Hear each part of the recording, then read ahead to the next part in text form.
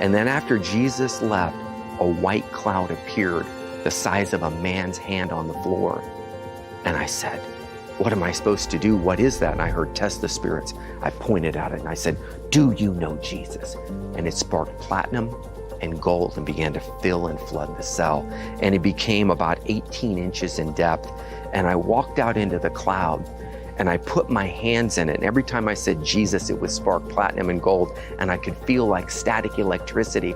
And what happened was I heard the words, drink from the cloud and you will be healed. I had sinus infections and sinus problems for years. And I reached into the cloud, and as I pulled the cloud up, what happened was it sprang back into itself. And I had to kneel in and drink humbly from the cloud. And when I went and drank, I was healed instantly of all sinus problems. And I was marvelously delivered in that moment. God wants to do a similar thing for you today.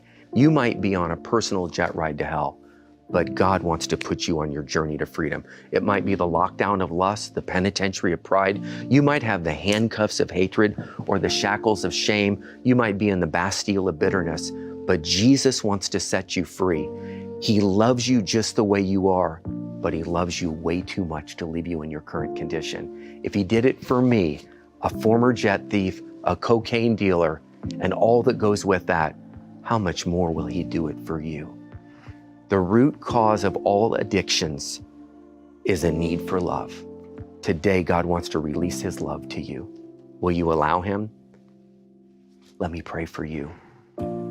If you want the love of God, just say, God, I give you my life. Messiah, I believe you died for me. Come into my heart and fill me with your spirit, fill me with your love, and change me by your power now. Write my name in the Lamb's Book of Life. Cause me to have a new heart and empower me to follow your decrees and to keep your commands.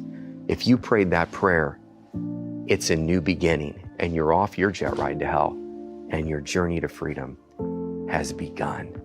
God bless you.